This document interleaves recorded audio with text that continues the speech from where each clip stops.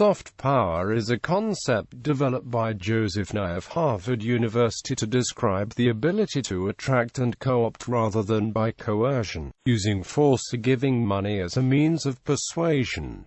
Soft power is the ability to shape the preferences of others through appeal and attraction. A defining feature of soft power is that it is non-coercive. The currency of soft power is culture, political values, and foreign policies. Recently, the term has also been used in changing and influencing social and public opinion through relatively less transparent channels and lobbying through powerful political and non-political organizations. In 2012, Nye explained that with soft power, the best propaganda is not propaganda, further explaining that during the information age, credibility is the scarcest resource. Joseph Nye coined the term in a 1990 book, Bound to Lead: The Changing Nature of American Power. In this book, he wrote, "When one country gets other countries to want what it wants might be called co-optive or soft power, in contrast with the harder command power of ordering others to do what it wants." Quote. He further developed the concept in his 2004 book, Soft Power: The Means to Success in World Politics. The term is now widely used in international affairs by analysts and statesmen. For example, the U.S. Secretary of Defense Robert Gates spoke of the need to enhance American soft power by a dramatic increase in spending on the civilian instruments of national security, diplomacy, strategic communications, foreign assistance, civic action, and economic reconstruction and development. Quote. In 2011, as Xi Jinping was preparing to take power from Hu Jintao, the 17th Central Committee of the Chinese Communist Party devoted a whole plenary session to the issue of culture, with the final communiqué declaring that it was a national goal to build our country into a socialist cultural superpower. And in 2014, Xi announced, "We should increase China's soft power, give a good Chinese narrative, and better communicate China's messages to the world." According to the 2015 Soft Power World Rankings report from Comraze, Portland Communications, and Facebook, the United Kingdom currently holds the top spot in soft power, followed by Germany in second place. The top 10 is completed by the United States, France, Canada, Australia, Switzerland, Japan, Sweden, Netherlands. According to the 2014 Monocle Soft Power Survey, the United States holds the top spot in soft power. The Elcano Global Presence report scores the European Union highest for soft presence when considered as a whole, and ranks the United States first by sovereign state. It includes China, Russia, Spain and Italy in the top 10. Description: Joseph Nye introduced the concept of soft power in the late 1980s. For Nye, power is the ability to influence the behavior of others to get the outcomes you want. There are several ways one can achieve this. You can coerce them with threats, you can induce them with payments, or you can attract and co-opt them to want what you want. This soft power, getting others to want the outcomes you want, co-opts people rather than coerces them. It can be contrasted with hard power, which is the use of coercion and payment. Soft power can be wielded not just by states but also by all actors in international politics, such as NGOs or international institutions. It is also considered the second face of power, that indirectly allows you to obtain the outcomes you want. A country's soft power, according to Nye, rests on three resources: its culture, its political values, and its foreign policies. Quote, "A country may obtain the outcomes it wants in world politics because other countries, admiring its values, emulating its example, aspiring to its level of prosperity and openness, want to follow it. In this sense, it is also important to set the agenda and attract others in world politics, and not only to force them to change by threatening military force or economic sanctions. This soft power, getting others to want the outcome outcomes that you want, co-opts people rather than coerces them. Soft power resources are the assets that produce attraction, which often leads to acquiescence. Nye asserts that seduction is always more effective than coercion, and many values like democracy, human rights, and individual opportunities are deeply seductive. Angelo Codevilla observed that an often overlooked essential aspect of soft power is that different parts of populations are attracted or repelled by different things, ideas, images, or prospects.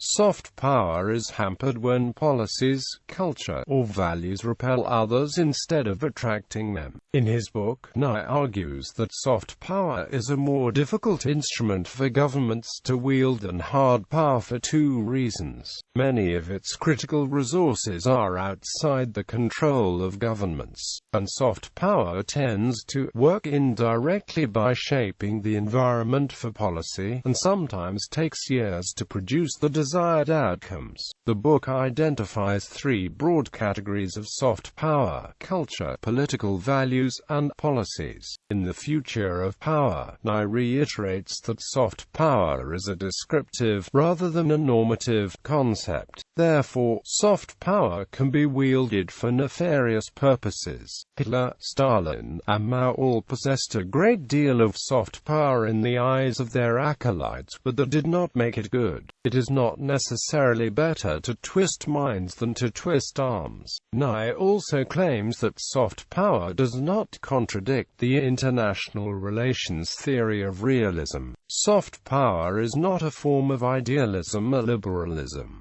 It is simply a form of power, one way of getting desired outcomes. Limitations of the concept. Soft power has been criticized as being ineffective by authors such as Niall Ferguson in the preface to Colossus. Neo-realist and other rationalist and neo-rationalist authors dismiss soft power out of hand as they assert that actors in international relations respond to only two types of incentives: economic incentives and force. As a concept, it can be difficult to distinguish between soft power from hard power. For example, Janice Bielematan argues that George W. Bush's use of the phrase "you are either with us or with the terrorists" was in fact an exercise of hard power, though military and economic force was not used to pressure other states to join its coalition. A kind of force, representational force, was used. This kind of force threatens the identity of its partners, forcing them to comply or risk being labeled as evil. This being the case, soft power is therefore not so soft. However, rationalist authors would merely see this as an implied threat, and that direct economic and military sanctions would likely follow from being against use. Measurement. The first attempt to measure soft power through a composite index was created and published by the Institute for Government and the Media Company, Monocle, in 2010. The IFG Monocle Soft Power Index combined a range of statistical metrics and subjective panel scores to measure the soft power resources of 26 countries. The metrics were organized according to a framework of 5 sub-indices, including culture, diplomacy, education, business, innovation, and government. The index is set to measure the soft power resources of countries, and does not translate directly into ability influence. Monocle has published an annual soft power survey since then. As of 2014-15, the list is calculated using around 50 factors that indicate the use of soft power, including the number of cultural missions, Olympic medals, the quality of a country's architecture, and business brands. The Soft Power 30, which includes a foreword by Joseph Nye, is a ranking of countries' soft power produced and published by the media company Portland in 2015. The ranking is based on the quality of a country's political institutions, the extent of the cultural appeal, the strength of the diplomatic network, the global reputation of the higher education system, the attractiveness of their economic model, and a country's digital engagement with the world. The Elcano Global Presence Report scores the European Union first for soft presence when its member states are excluded and the EU is considered as a whole. Soft power, then, represents the third behavioral way of getting the outcomes you want. Soft power is contrasted with hard power, which has historically been the predominant realist measure of national power, through quantitative metrics such as population size, concrete military assets, or a nation's gross domestic product. But having such resources does not always produce the desired outcomes, as the United States discovered in the Vietnam War. The extent of attraction can be measured by public opinion polls, by elite interviews, and case studies. Nye argues that soft power is more than influence, since influence can also rest on the hard power of threats or payments. And soft power is more than just persuasion of the ability to move people by argument, though that is an important part of it. It is also the ability to attract, and attraction often leads to acquiescence. In international relations, soft power is generated only in part by what the government does through its policies and public diplomacy. The generation of soft power is also affected in positive ways by a host of non-state actors within and outside the country. Those actors affect both the general public and governing elites in other countries, and create an enabling and disabling environment for government policies. In some cases, soft power enhances the probability of other elites adopting policies that allow one to achieve preferred outcomes. In other cases, where being seen as friendly to another country is seen as a local political kiss of death, the decline or absence of soft power will prevent a government from obtaining particular goals. But even in such instances, the interactions of civil societies and non-state actors may help to further general milieu goals such as democracy, liberty, and development. Soft power is not the possession of any one country or actor. The success of soft power heavily depends on the actor's reputation within the international community, as well as the flow of information between actors. Thus, soft power is often associated with the rise of globalization and neoliberal international relations theory. Popular culture and mass media are regularly identified as a source of soft power, as is the spread of a national language or a particular set of normative structures. A nation with a large amount of soft power and the goodwill that engenders it inspire others to acculturate, avoiding the need for expensive hard power expenditures. More particularly, international news was found crucial in shaping the image and reputation of foreign countries. The high prominence of the U.S. in international news, for example, has been linked to its soft power. Positive news coverage was associated with positive international views, while negative news coverage with negative views. Because soft power has appeared as an alternative to raw power politics, it is often embraced by ethically minded scholars and policy makers. But soft power is a descriptive rather than a normative concept.